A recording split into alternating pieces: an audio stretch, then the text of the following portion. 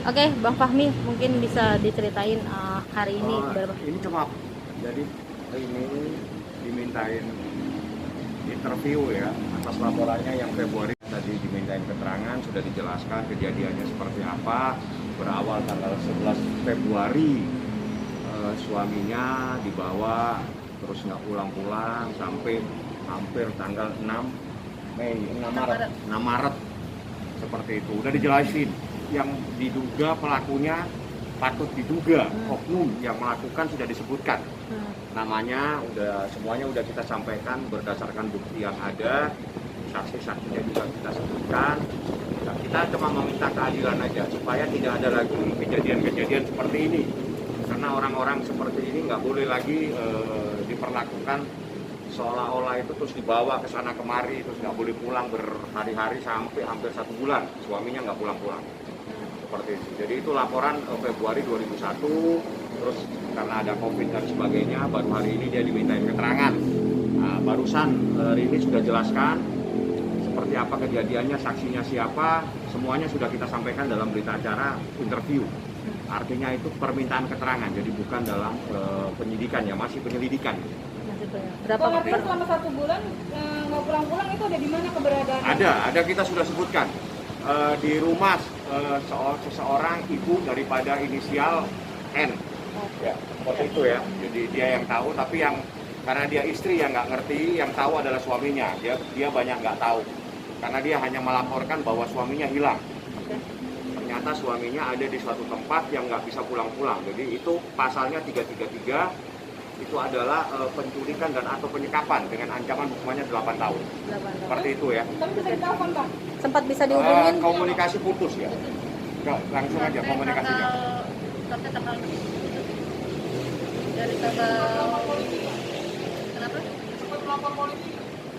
Ya lapor. Ya ini laporannya. Iya. Kalau pada saat tidak pulang berapa hari, Iya. kan tidak ada 24 jam, pasti ada laporan polisi. Lapor polisi. Kenapa? Kan biasanya kalau nggak pulang berapa hari? Ya ini lapornya ini. Ini dilapor sehingga ini diproses gitu loh. Jadi ini adalah laporannya udah banyak, ada beberapa laporan termasuk lapor di Polres Jakarta Selatan, ya kan? Iya. Tapi ini yang proses terkait dengan penculikan dan penyekapannya sesuai dengan pasal 333. Selama di Sekap. rumah si N ini Bang, emang nggak boleh pulang, nggak dapat ancaman apa seperti apa Bang? Coba yang jelasin dia aja, karena saya nggak tahu nih. Gimana Karini? Komunikasinya Agak seperti maju apa ke sama depan. suami? Saya pas komunikasi dari pas siaran tanggal 11, terakhir komunikasi itu tanggal 12. Saya udah kontak sampai dia pulang di tanggal 6 Maret. Oke, ketika dia pulang apa yang diceritakan ke dia? Dia menceritakan apa? Dia justru seperti kayak orang trauma. Sampai sekarang masih trauma ya? Iya. Gak banyak cerita, nggak apa. Apa Tra- mengalami ancaman? Traumanya seperti apa Mas? Ya, Ada trauma. tekanan? Takut, rasa takut. Oh, oke. Waktu ibu telepon itu di reject atau di blok atau tiba-tiba nggak bisa dihubungin? Nggak bisa dihubungin. Nggak bisa dihubungin ya. Sempat menanyakan Ketika teleponnya tidak bisa dihubungin. Waktu kapan?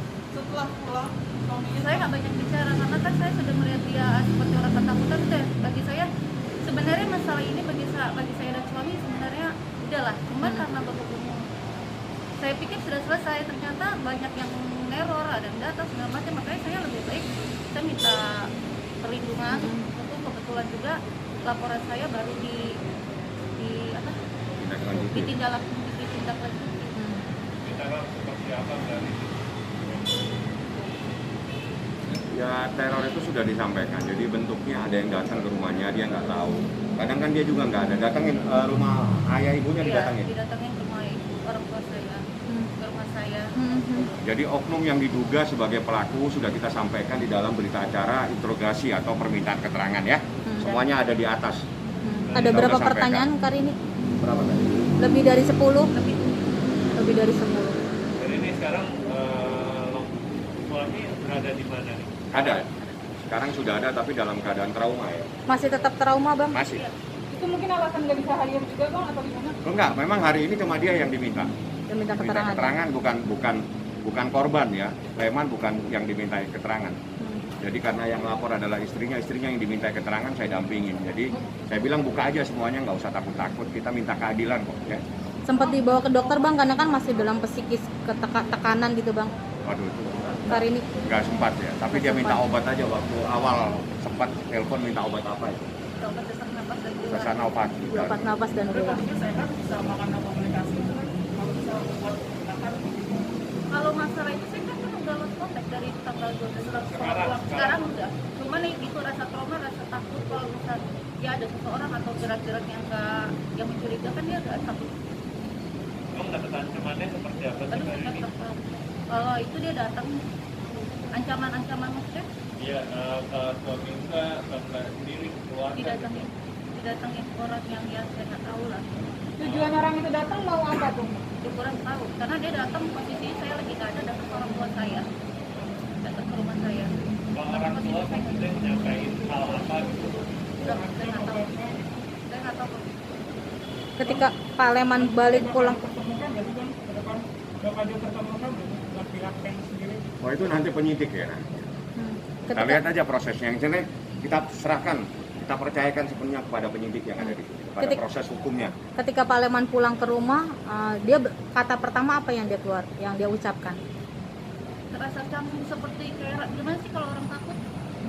Jadi nggak banyak bicara. Saya pun jadi kayak sama suami istri tuh, atau saya sama suami itu jadi kayak orang asing gitu, kayak gimana ya? Kayak Tidak mengenal gitu. Iya, kayak orang asing, kayak ada rasa takut, kayak rasa apa gimana lah.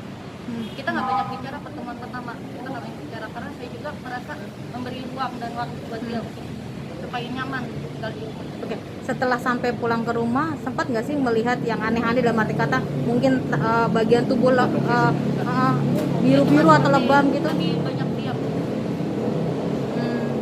Ada luka-luka mungkin di badannya waktu pulang ke rumah? Tidak. Cuma dia lebih banyak diam. Ada rasa takut. Kejadian tanggal 12, hampir 1 bulan kemudian baru ketemu. Jadi kita nggak tahu ada luka enggaknya kan nggak tahu. Udah cukup lama, hampir sebulan baru ketemu lagi kan. Bang, kejadian kayak gini kan bisa dibilang ini baru ya bang. Kalau bukan ada yang nge-backingin mungkin Saya ada nggak nggak sih? mau, saya serahkan ke penyidik lah, ke proses hukum. Yang jelas oknum-oknumnya sudah kita sampaikan. Sudah jelas ya bisa. Kita sampaikan karena saksinya banyak seperti itu ya. Ada berapa terduga, Bang? Sementara yang disebut dua orang yang diduga, patut diduga, artinya belum tentu, tinggal proses penyelidikannya seperti apa ya. Iya. Inisialnya, Bang, boleh, Bang? Inisialnya R. M. Yang satu lagi, Bang? Yang satu lagi? D. D. D. Bang, ini hanya untuk Leman atau Lia juga? Ini dia ngelaporin suaminya. Kalau Lia kan lain lagi urusannya, tapi Lia adalah salah satu orang yang akan menjadi saksi. Saksi untuk kasus ini ya bang ya, karena dia melihat langsung. Karena memang sama-sama 2 orang ini yang dibawa. Yang dibawa. Oke. Karini sendiri sebenarnya tahu nggak sih bapak kerja sama inisial N ini? Tahu nggak kerjanya apa? Tahu lah. Tahu ya.